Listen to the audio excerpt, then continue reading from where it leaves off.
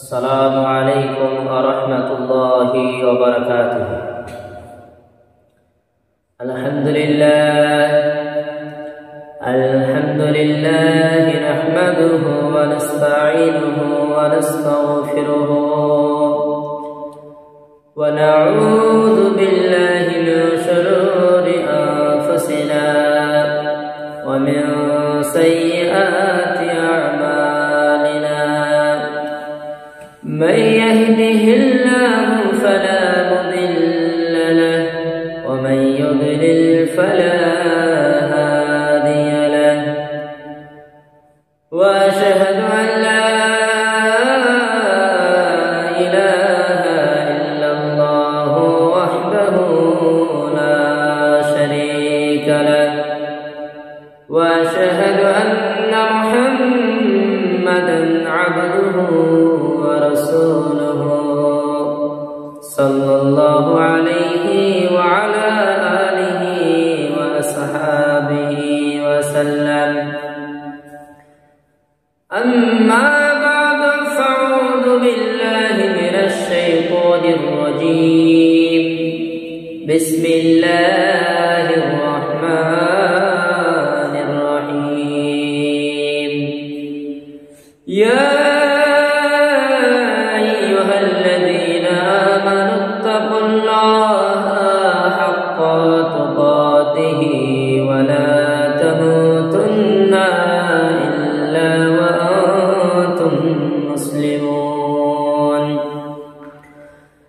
يا أيها الناس اتقوا ربكم الذي خلقكم من نفس واحدة وخلق منها زوجها وبث منهما رجالا كثيرا ونساء واتقوا الله الذي تساءلون به والأرحام إن الله كان عليكم رقيبا.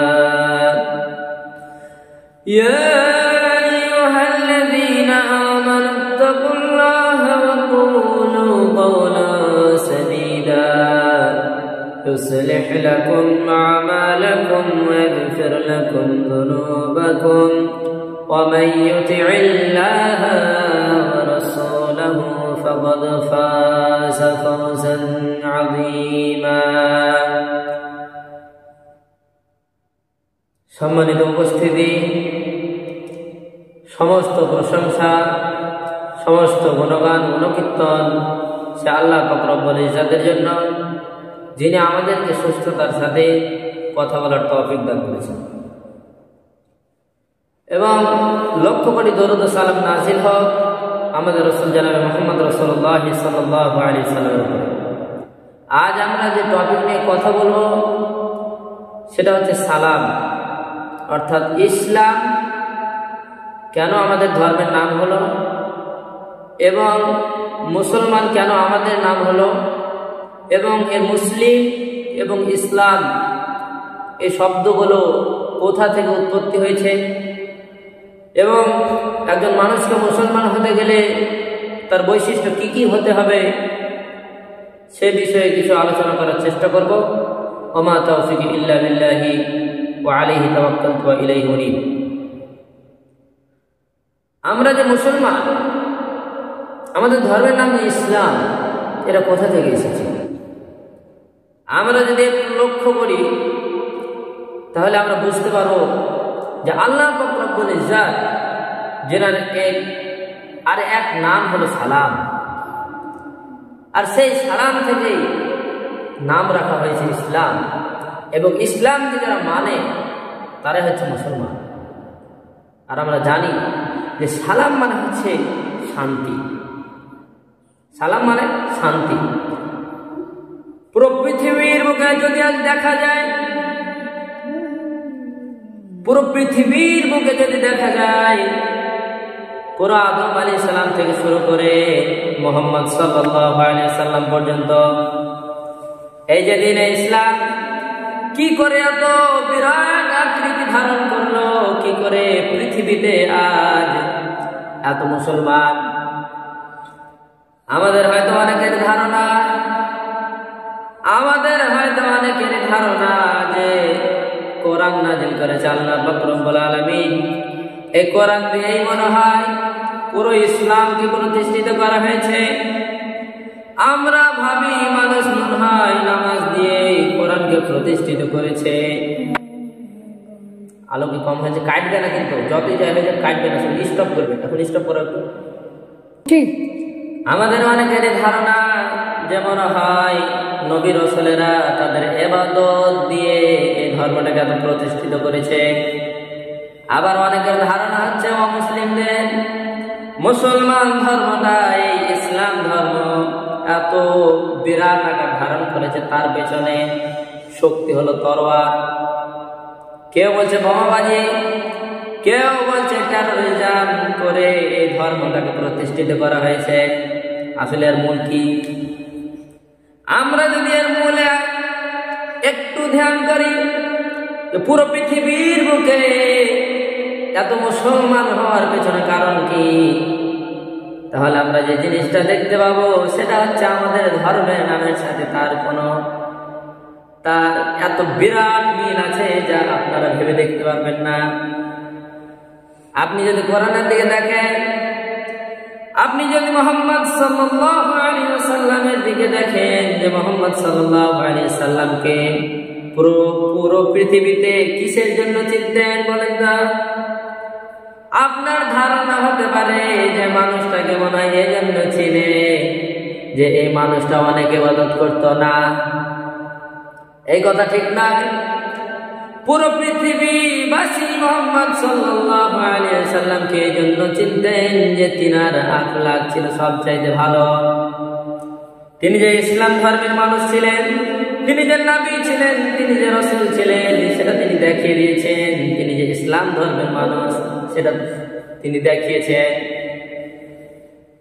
আমরা অনেকে মনে করি যে ইসলাম ধর্মটা মনে হয় নামাজ দিয়ে প্রতিষ্ঠিত হবে না।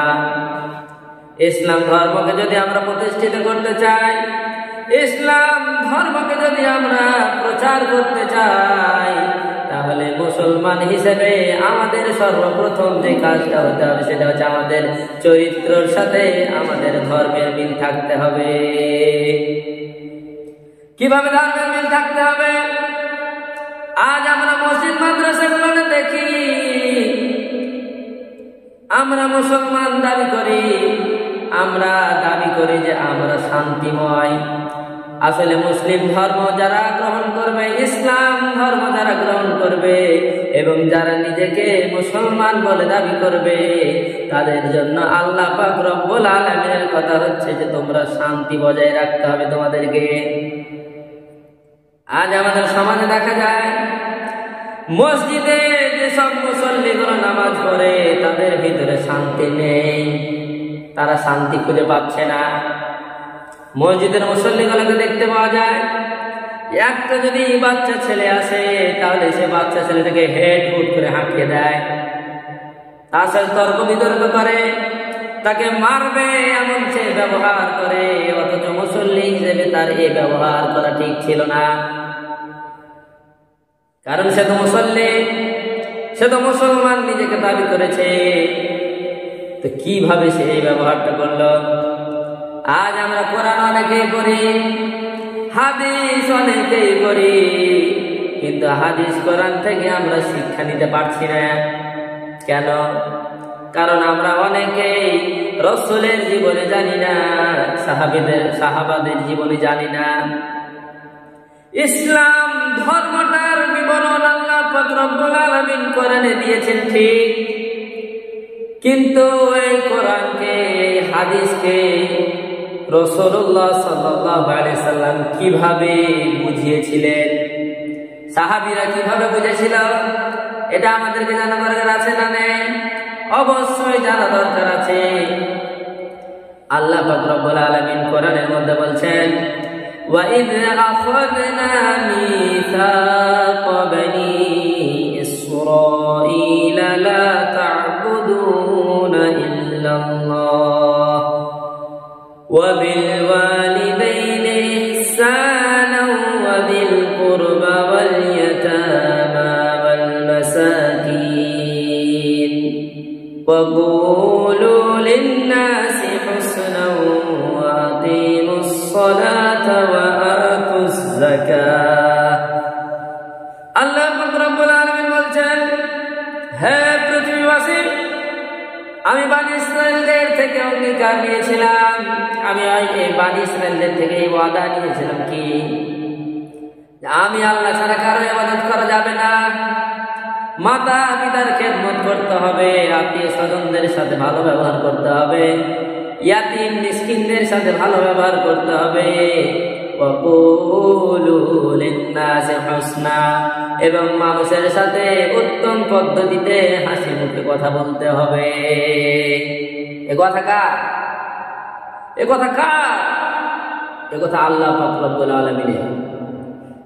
এবার যদি আমরা দেখি এই হাদিসটাকে, এই কোরআনের আয়াত থেকে সাহাবারা কিভাবে বুঝেছিল, সাহাবারা ইয়াকুলু লিন-নাসি হুসনা থেকে কি শিক্ষা গ্রহণ করেছিলেন। হযরত ওমর রাদিয়াল্লাহু তাআলা আনহু ইসলাম কবুল করার আগে এই মানুষটি এত বদমাইশ ছিল, এই মানুষটি এত ক্ষতিকর ইসলামের জন্য ছিল যা বলার শেষ নেই। এই সেই ব্যক্তি যে রাসূলুল্লাহ সাল্লাল্লাহু আলাইহি ওয়াসাল্লামকে হত্যা করার জন্য উলঙ্গ তলোয়ার নিয়ে বের হয়েছিল, যে না, আজ রাসূলুল্লাহ সাল্লাল্লাহু আলাইহি ওয়াসাল্লামকে আর পৃথিবীতে রাখা যাবে না। সেই ব্যক্তি ওমর রাদিয়াল্লাহু তাআলা আনহু যখন ইসলাম গ্রহণ করলেন, তখন তার একটি ঘটনা, কোরআনকে তারা কিভাবে বুঝেছিল, শান্তি কিভাবে বজায় রাখতে হবে, মানুষের সাথে কি আখলাক দেখাতে হবে, কি ব্যবহার করতে হবে, সেই বিষয়টি আপনাকে বোঝানোর জন্য বলছি। ওমর রাদিয়াল্লাহু তাআলা আনহু একদিন রাস্তা দিয়ে হাঁটছেন, যখন ওমর রাদিয়াল্লাহু তাআলা আনহু খলিফা ছিলেন, ওমর রাদিয়াল্লাহু তাআলা আনহু যখন খলিফা ছিলেন, তো ওমর রাদিয়াল্লাহু তাআলা আনহুর হাতে একটা লাঠি থাকতো। হাঁটতে হাঁটতে একটা সাহাবা ওমর রাদিয়াল্লাহু তাআলা আনহুর আগে পড়ে গেছে। ওমর রাদিয়াল্লাহু তাআলা আনহু তখন ওই লাঠিটি দিয়ে হালকা টাচ করেছে সাহাবীটাকে, যে এই একটু সরো তুমি, একটু টাচ করে মানুষটাকে সরিয়ে দিয়েছে। ওমর রাদিয়াল্লাহু তাআলা আনহু চলে গেছেন। ওই ব্যক্তির সাথে আবার 1 বছর পরে সেই ব্যক্তির সাথে দেখা হচ্ছে ওমর রাদিয়াল্লাহু তাআলা আনহুর। সে মানুষটাকে ওমর রাদিয়াল্লাহু তাআলা আনহু বলছে, ভাই শোনো, একটু দাঁড়াও, তুমি কি হজে যাবা? সে ব্যক্তি বলল, জি আমি হজে যাব। ওমর রাদিয়াল্লাহু তাআলা আনহু বলেন, একটু দাঁড়ান, আমি একটু বাড়ি থেকে আসি। ওমর রাদিয়াল্লাহু তাআলা আনহু বাড়ি থেকে 600 দিরহাম এনে সেই ব্যক্তির হাতে তুলে দিলেন। সে ব্যক্তি প্রশ্ন করলো, আমিরুল মুমিনিন, এটা কিসের জন্য? হযরত ওমর রাদিয়াল্লাহু তাআলা আনহু বলছেন, ওই যে হয়ে গেল প্রায় 1 বছর সময়, ওই সময় তোমাকে আমি লাঠি দিয়ে খোঁচা মেরেছিলাম, তার বিনিময়ে আজ আমি তোমাকে দিয়ে দিলাম। কি চরিত্র তারা দেখিয়েছিল, কি ব্যবহার তারা মানুষের সাথে করেছিল, আজ আমরা কি ব্যবহার করছি। ওই সাহাবীটা বলল, আমিরুল মুমিনিন, আমি তো ভুলে গেছি, আমি তো সে কথা ভুলে গেছি। হযরত ওমর রাদিয়াল্লাহু তাআলা আনহু বললেন, তুমি ভুললেও আমি ভুলিনি, যে এই কারণে হয়তো আল্লাহ কিয়ামতের দিন আমাকে হিসাবের কাঠগড়ায় দাঁড় করিয়ে দিবেন। এইভাবে তারা বুঝেছিল। আজ আমরা নামাজি হওয়া সত্ত্বেও, হাজি হওয়া সত্ত্বেও, রোজাদার হওয়া সত্ত্বেও আমার গ্রামবাসীকে, আমার পাড়া প্রতিবেশীর লোককে ফোঁটা দিতে আমাদের বাধে না। আর একটা মানুষকে আঘাত দিয়ে কথা বলতে আজ আমাদের বাধে না। আজ আমরা আর একটা মানুষকে তুচ্ছ তাচ্ছিল্য করব, এটা ভাবতে গিয়ে, কাজ করতে গিয়ে আমাদের বিবেক আজ একটু নাড়া দেয় না। সাহাবীদেরকে এভাবে বুঝেছিল কোরআন। আজ মানুষের রাগ কত বেড়ে গেছে। মানুষ যদি আপনার যদি একটা কোনো ক্ষতি করে দিচ্ছে, কিংবা আপনাকে যদি কোনো একটা ভুল কথা বলে দিচ্ছে, আপনি সঙ্গে সঙ্গে তার প্রতিশোধ নেওয়ার জন্য প্রস্তুত হয়ে যাচ্ছেন। সাহাবীরা কিভাবে বুঝেছিল? ইসলামকে, শান্তি কিভাবে বজায় রাখতে হবে এটা সাহাবীরা কিভাবে বুঝেছিল। হযরত ওমর রাদিয়াল্লাহু তাআলা আনহু একদিন বসে আছেন, এক ব্যক্তি এসে হযরত ওমর রাদিয়াল্লাহু তাআলা আনহুকে বলছেন, ওমর তুমি আমাদের হক দাওনি, আমাদের ব্যাপারে তুমি ইনসাফ করনি। ওমর রাদিয়াল্লাহু তাআলা আনহু রেগে গেলেন, কি ব্যাপার, কি কথা তুমি বলে দিলে? পুরো বিশ্বতে আমি ন্যায় পরায়ণতা নিয়ে আসার জন্য আমার ঘুম হারাম করে দিচ্ছি। মানুষ যেন ভালোভাবে মানুষের সাথে ইনসাফ করে, এক মানুষ যাতে আরেক মানুষের সাথে ভালো ব্যবহার করে, সেই জন্য আমি আমার ঘুম হারাম করে দিচ্ছি, আমার খাওয়া দাওয়া হারাম করে দিচ্ছি, আর তুমি আমাকে এসে বলছো যে আমি আগে ইনসাফ করছি না। হযরত ওমর রাদিয়াল্লাহু তাআলা রেগে তৎক্ষণাৎ একবারে ফায়ার হয়ে গেছে। পাশে এক সাহাবী বলছেন, ওমর ওই আয়াতটা স্মরণ করো যে হ্যাঁ আল্লাহ পাক রব্বুল আলামিন বলেন, খুযিল আফওয়া ওয়া আমর বিল উরফি ওয়া'রিদ আনিল জাহিলিন। হে ওমর, ক্ষমা করার অভ্যাস কত করো, ক্ষমা করতে শিখো, ক্ষমা করতে হবে এইরকম একটা অভ্যাস তৈরি করো। ওয়া আমর বিল উরফি, ভালো কাজের আদেশ দেওয়ার অভ্যাস তৈরি করো। ওয়া'রিদ আনিল জাহিলিন, আর মূর্খদেরকে তুমি উপেক্ষা করতে অভ্যাস তৈরি করো। ওমর রাদিয়াল্লাহু তাআলা আনহু এই আয়াত শোনার পরে তার রাগ মিটে গেল, তার রাগ একবারে ধূলিসাৎ হয়ে গেল, পানিতে মিশে গেল। ওমর রাদিয়াল্লাহু তাআলা আনহু বলেন, কি ইনসাফ করে তোমার উপরে? তার ইনসাফ করে দেওয়া হলো। এইভাবে তারা ইসলামটাকে শিখেছে। আজ আমরা ইসলামটাকে কি বানিয়ে ফেলেছি দেখেন তো।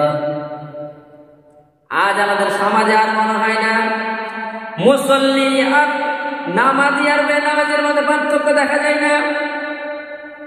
একটা বেনামাজি মানুষ যেইভাবে লেদে বলে কথা বলে, একটা বেনামাজি মানুষ যেভাবে আর একটা মানুষকে রেগে তুচ্ছ তাচ্ছিল্য করে কথা বলে, সেইভাবে আমাদের সমাজের আজ 5 ওয়াক্ত নামাজিরাও সেইভাবে তুচ্ছ তাচ্ছিল্য করে মানুষদের সাথে কথাবার্তা বলে। রাসূলুল্লাহ সাল্লাল্লাহু আলাইহি সাল্লামের কি ব্যবহার এরকম ছিল? কাকে আমরা নবী বলে মেনেছি, কাকে আমরা অনুসরণ করছি আমরা যেন বুঝি না। আল্লাহ রাসূল সাল্লাল্লাহু আলাইহি সাল্লাম সম্পর্কে আল্লাহ তাআলা বলছেন, কুল ইন কুনতুম তুহিব্বুনাল্লাহা ফাত্তাবিউনি ইউহিব্বুকুমুল্লাহু ওয়া ইয়াগফির লাকুম যুনুবাকুম ওয়াল্লাহু গফুরুর রহিম। আল্লাহ পাক রব্বুল আলামিন বলেন, হে নবী তাদেরকে বলে দাও, যদি তোমরা আল্লাহকে ভালোবাসো তাহলে তোমরা নবীর অনুসরণ করো, নবীর কথাগুলো মেনে নাও এবং তাকে অনুসরণ করে চলো, তাহলে তোমাদেরকে আল্লাহ পাক রব্বুল আলামিন ভালোবাসবেন এবং তোমাদের গুনাহগুলোকে ক্ষমা করে দিবেন, কারণ আল্লাহ দয়ালু, আল্লাহ বড়ই ক্ষমাশীল। তো ভাইয়েরা, আমরা এখান থেকে কি শিক্ষা পেলাম? আমাদেরকে মানুষের উপরে দয়ালু হতে হবে। আজ মানুষ ভাবছে যে মনে হয় নামাজ পড়লে ইসলাম প্রতিষ্ঠিত হয়ে যাবে। মানুষের ধারণা হয়ে গেছে বারবার উমরা হজ করলেই মনে হয় সফলতা হয়ে যাব, সফলতা পেয়ে যাব না। ইসলাম কোনোদিন এসব দিয়ে প্রতিষ্ঠিত হয়নি। একটা মানুষের ব্যবহার যদি, আখলাক যদি খারাপ হয়, আর সে যদি হাজি হয়, গাজী হয় আর নামাজি হয়, তার দ্বারাই ইসলামের এতটুকু পরিমাণ কোনো ফায়দা হবে না। আজ আমরা ফিলিস্তিনের খবর জানি, এত যুদ্ধ হলো, এত মারামারি হলো, এতে মুসলমানের কোনো নাম হয়নি। যখন একটা ঘটনা ঘটলো, কি ঘটনা? এই ঘটনা ঘটেছে কাদের সাথে? হামাস সেনাবাহিনীর সাথে। হামাসে এক নারী অর্থাৎ একটা বাচ্চা মেয়েকে ধরা পড়েছিল। ধরা পড়ার পরে তারা তার সেবা যত্ন নিয়েছে, তারা তার সব খেয়াল রেখেছে। যদিও সে ছিল এক ইহুদি, শত্রুদের মেয়ে, তাও তার কোনো ক্ষতি করা হয়নি। তাকে স্নেহ সহ তার দেশে ফিরিয়ে দেওয়া হয়েছে। এই কথা শুনে মানুষ আজ দেশে দেশে যেই জায়গায় এই নিউজ এই খবর ছড়াচ্ছে, সেই জায়গাতে মানুষ দিনের পর দিন মুসলমান বৃদ্ধি পাচ্ছে। অতএব আমরা যদি চাই পৃথিবীর বুকে ইসলামকে প্রতিষ্ঠা করতে, তাহলে আজ আমাদেরকে আমাদের চরিত্রগুলোকে ঠিক করে নিতে হবে। আল্লাহ পাক রব্বুল আলামিন তার রাসূল সম্পর্কে বলেন, ওয়া ইন্নাকা লাআলা খুলুকিন আযীম। হে নবী, তোমার চরিত্রই হচ্ছে মহান চরিত্র, তোমার চরিত্রই হচ্ছে সর্বোত্তম চরিত্র। প্রিয় ভাইয়েরা, আমি যে কথাটা বলতে চাচ্ছি আপনাদেরকে, সেটা হচ্ছে আমরা সেই নবীর কিন্তু উম্মত। অতএব আমাদেরকে একটু খেয়াল রাখা উচিত যে আমরা কিভাবে আমাদের ব্যবহার, আমরা কিভাবে একজন অপরজন মানুষকে ব্যবহার দেখাবো, কিভাবে একজন পাড়া প্রতিবেশী লোকের সাথে কথা বলবো, কিভাবে আরেকজন মুসলিম ভাইয়ের সাথে কথা বলবো, এটা অবশ্যই আমাদেরকে জানা দরকার এবং সেই অনুযায়ী আমাদেরকে চলাও দরকার। বিশেষ করে যে জিনিসটা আমি বলতে চাই, যে অনেক সময় অনেক মসজিদে দেখা যায় যে বাচ্চারা যদি নামাজ পড়তে আসে তো তারাকে হেও করা হয়, তারাকে বকাঝকা করা হয়, তারাকে মারামারি করা হয়। এই জিনিসটা করা যাবে না। কেন যাবে না? আল্লাহ রাসূল সাল্লাল্লাহু আলাইহি সাল্লামের উম্মত আমরা। আল্লাহ রাসূল সাল্লাল্লাহু আলাইহি সাল্লাম বাচ্চাদের সাথে যে ব্যবহার করেছে, আমাদেরকে ঠিক সেই ব্যবহার করা লাগবে।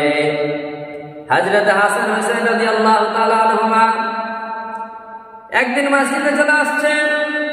আল্লাহ রাসূল সাল্লাল্লাহু আলাইহি ওয়াসাল্লাম মিম্বারে উঠে খুতবা দিচ্ছেন। এমন সময় দেখতে পেল যে তার দুই নাতি একবার পড়ছে, আবার উঠে দাঁড়াচ্ছে, একবার পড়ছে, আবার উঠে দাঁড়াচ্ছে। আল্লাহ রাসূল সাল্লাল্লাহু আলাইহি সাল্লাম খুতবার মিম্বার ছেড়ে হাসান এবং হুসাইনকে কোলে তুলে দিলেন। এখান থেকে আমরা কি শিক্ষা পেলাম? যে মসজিদে যদি বাচ্চারা আসে তাহলে তাদেরকে মারা ধরা করতে হবে না, এটা করা যাবে না। যদি আপনি এই কাজটা করেন তাহলে আপনাকে বুঝে নিতে হবে আপনি আর কিছু হতে পেরেছেন, মুহাম্মদ সাল্লাল্লাহু আলাইহি সাল্লামের উম্মত হতে পারেননি। কেননা রাসূলুল্লাহ সাল্লাল্লাহু আলাইহি ওয়াসাল্লাম বলেছেন, হাদিসে এসেছে, আল্লাহ রাসূল সাল্লাল্লাহু আলাইহি সাল্লাম বলেছেন, লাইসা মিন উম্মতি মান লাম ইউজিল্লা কাবীরানা ওয়া ইয়ারহাম সাগীরানা। কত বিরাট একটা কথা বলছে শুনেন।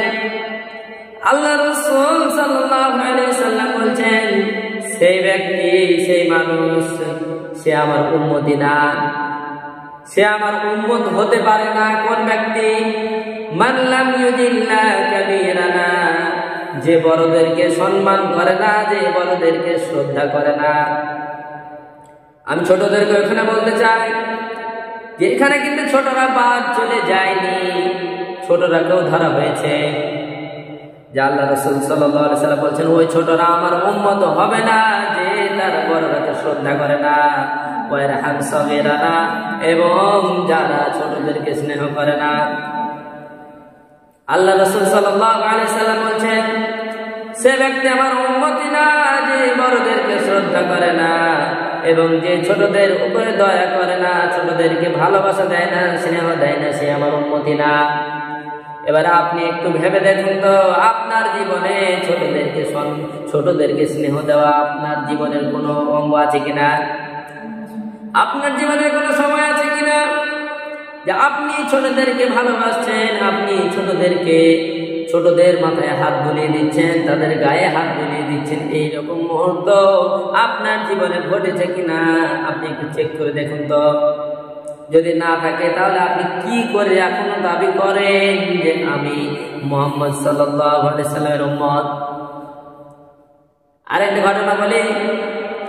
হযরত ওমর রাদিয়াল্লাহু তাআলা আনহু আমিরুল মুমিনিন ওই অবস্থাতে এক রাজ্যের গভর্নর হিসেবে এক ব্যক্তিকে ঠিক করেছে এবং সেই ব্যক্তিকে বাড়ি ডেকেছে যে আমার বাড়ির সাথে দেখা করো। ওই রাজ্যের গভর্নর তখন এসেছে। হযরত ওমর রাদিয়াল্লাহু তাআলা আনহু বাড়ি এসে দেখছেন হযরত ওমর রাদিয়াল্লাহু তাআলা আনহু একটা বাচ্চা ছেলেকে নিয়ে চুমু খাচ্ছেন। সে ব্যক্তি বলছে, হযরত ওমর আমিরুল মুমিনিন, কে সে? এই বাচ্চাটা কে? হযরত ওমর রাদিয়াল্লাহু তাআলা আনহু বললেন, এটা আমার সন্তান। তখন সে ব্যক্তি বলল, আমারও অনেক সন্তান আছে, আমি এখন পর্যন্ত কাউকে এভাবে আদর করি না। সে ব্যক্তি চলে যাচ্ছে, গভর্নর চলে যাচ্ছে। হযরত ওমর রাদিয়াল্লাহু তাআলা আনহু তাকে ডেকে বলছেন, হে গভর্নর শোনো। কি বলছে? যে তোমার যে কাগজপত্রগুলো লিখিতভাবে ছিল, যেই কাগজপত্রতে লিখিতভাবে ছিল যে তুমি সেই রাজ্যের গভর্নর, সেটা দাও তো একটু। সেই কাগজপত্র যখন দিল তখন তার নামটা কেটে দিল। তোমাকে সেই রাজ্যের গভর্নর থেকে তোমাকে রিটার্ন করা হলো, তোমাকে সাসপেন্ড করা হলো। কেন? এই কারণে যে নিজের সন্তানকে ভালোবাসতে পারে না, সে অপরের কোন সন্তানকে ভালোবাসতে পারবে না। অতএব আমাদের উচিত ভালোবাসা দিয়ে, উদারতা দিয়ে পৃথিবীটাকে ভরে দেওয়া। প্রত্যেকটা মানুষকে মুসলমান হিসেবে, মুহাম্মদ সাল্লাল্লাহু আলাইহি সাল্লামের উম্মত হিসেবে আমাদের উচিত উদারতা দিয়ে, ভালোবাসা দিয়ে মানুষের পুরো পৃথিবীটাকে ভরে দেওয়া। সেটা ছোট হতে পারে, সেটা বড় হতে পারে, সেটা যে কোনো বয়সের মানুষ হতে পারে, সেটা যে কোনো ধর্মের মানুষ হতে পারে। আমরা যদি নিজেকে ইসলাম ধর্মের মানুষ মনে করে থাকি, আমরা যদি নিজেদেরকে মুমিন মুসলমান মনে করে থাকি, তাহলে আমাদেরকে প্রথম যে পরিচয় দিতে হবে সেটা হচ্ছে আমাদের ব্যবহার দিয়ে, সেটা হচ্ছে আমাদের আখলাক দিয়ে পুরো পৃথিবীবাসীকে বোঝাতে হবে যে আমরাই হলাম মুসলমান। মুসলমান মানে হচ্ছে আত্মসমর্পণকারী, ইসলাম মানে হচ্ছে শান্তি। এটা প্রমাণ করতে হবে যে আমরাই হচ্ছে সে আল্লাহর খাঁটি দ্বীনের মানুষ। যে খাঁটি দ্বীনের মানুষ দুনিয়াতে শান্তি বাঁটতে চান, যে দুনিয়াতে সেই উম্মাত, এই উম্মাত আমরা মুহাম্মদ সাল্লাল্লাহু আলাইহি সাল্লামের উম্মাত, যারা দুনিয়াতে শুধু শান্তি বন্টন করতে চান। অবশ্যই আমি আপনাদেরকে নসিহত করব, হুকুকুল্লাহ অর্থাৎ নামাজ, রোজা, হজ, যাকাত আপনি যতটুকু পারেন করেন, কিন্তু আপনি বেশি বেশি চেষ্টা করেন আপনার চরিত্রটাকে ঠিক করতে। ভালো কথা বলতে আপনাকে অভ্যাস করতে হবে, কারণ রাসূলুল্লাহ সাল্লাল্লাহু আলাইহি ওয়াসাল্লাম বলেছেন, মান কানা ইউমিনু বিল্লাহি ওয়াল ইয়াউমিল আখির, যে ব্যক্তি আল্লাহ পাক রব্বুল আলামিনের প্রতি বিশ্বাস রাখে, যে ব্যক্তি কিয়ামতের দিনের উপর বিশ্বাস রাখে, ফালিয়াকুল, সে যেন বলে খায়রান, ভালো কথা, আও লিয়াসমুত, আর ভালো কথা যদি না থাকে তাহলে সে যেন চুপ থাকে। এখানে হয়তো আপনারা ব্যাপারটা হালকাভাবে নিচ্ছেন না, হালকাভাবে নেওয়া যাবে না। কেননা রাসূলুল্লাহ সাল্লাল্লাহু আলাইহি ওয়াসাল্লাম বলেছেন, যদি তোমরা বিশ্বাস করো, যদি তোমাদের ঈমান থাকে যে না আল্লাহ বলে কেউ একজন আছেন, এবং যদি এই বিশ্বাস থাকে যে সে আল্লাহর সামনে আমাদেরকে কিয়ামতের দিন দাঁড়াতে হবে, তাহলে তোমরা ভালো কথা থাকলে কিছু বলবে, আর যদি ভালো কথা না থাকে আউলিয়াসমুত, তাহলে চুপ করে থাকবে। এই অভ্যাস আমাদের ভিতরে গড়ে তুলতে হবে। কোনো কারণ নেই, কোনো প্রয়োজন নেই, তারপরও আমরা ঘন্টার পর ঘন্টা বকে যাচ্ছি। কোনো প্রয়োজন ছিল না সে মানুষটার সাথে কথা বলা, কোনো প্রয়োজন ছিল না সেই ব্যাপারীর সাথে কথা বলা, তারপর আমরা ঘন্টার পর ঘন্টা বসে বসে চার দোকানে, মোড়ে, বটতলাতে, আরো কত জায়গায় আমরা দোকানে গিয়ে এই সময়গুলো তো নষ্ট করে দিচ্ছি, কথাগুলো তো নষ্ট করে দিচ্ছি। এখান থেকে বোঝা যাচ্ছে যে যারা সব কাজ করে তারা আল্লাহ এমনকি আমাদের দিবস সম্পর্কে তাদের সন্দিহান আছে, তারা সন্দেহ করে। অতএব হে মুসলমান জাতি, আমার কথা বলার উদ্দেশ্য হচ্ছে যে হয় আমরা চুপ থাকবো, হয় আমরা কথা বলবো ভালো, না হয় চুপ থাকবো। আল্লাহ পাক রব্বুল আলামিন আমাদের সকলকে যেন ভালো কথা বলার তৌফিক দান করে, আমাদের চরিত্রটাকে উত্তম থেকে উত্তম করে গড়ে তোলার তৌফিক দান করে। এবং যদি আমরা ভালো কথা বলতে না পারি, ভালো কথা আমাদের মধ্যে না থাকে, তাহলে যেন আল্লাহ পাক রব্বুল আলামিন আমাদেরকে চুপ থাকার তৌফিক দান করে। সকলে বলুন আমিন।